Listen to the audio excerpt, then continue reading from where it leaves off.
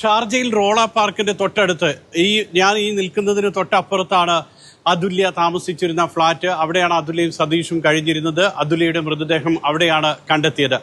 അതുല്യ മരിച്ച് ഇത്രയും മണിക്കൂർ കഴിയുമ്പോഴാണ് സതീഷിന്റെ ഭാഗത്തു നിന്നും സതീഷ് പഠിച്ചിരുന്ന സ്കൂൾ ഗ്രൂപ്പിൽ ഒരു ഓഡിയോ സന്ദേശം വരുന്നത്. അതിൽ അതുല്യക്കെതിരായിട്ടുള്ള കുറേ വിമർശനങ്ങളുണ്ട്. ഏറ്റവും പ്രധാനമായി പറയുന്നത്, വെള്ളിയാഴ്ച അർദ്ധരാത്രിയോടുകൂടി താൻ പുറത്തുപോയി തിരിച്ചു വന്നു, ശനിയാഴ്ച പുലർച്ചെ തിരിച്ചു വരുമ്പോൾ അതുല്യയുടെ മൃതദേഹം തൂങ്ങി നിൽക്കുന്നതാണ് കണ്ടത്. കാല് നിലത്ത് മുട്ടിയിട്ടുണ്ടായിരുന്നു. അതിനുശേഷം ആ കയറിൽ തന്നെ ആ ഫാനിൽ തന്നെ തുണി കെട്ടി താൻ ആത്മഹത്യക്ക് ശ്രമിച്ചു. പക്ഷെ അപ്പോൾ തന്റെ കാല് കട്ടിലിൽ തട്ടി അതിൽ നിന്ന് താൻ പിന്മാറി. ഇനി ഏതായാലും ആത്മഹത്യ ചെയ്യുന്നില്ല. എന്താണ് അതുല്യക്ക് സംഭവിച്ചത് എന്ന സത്യാവസ്ഥ പുറത്തു കൊണ്ടുവരണം.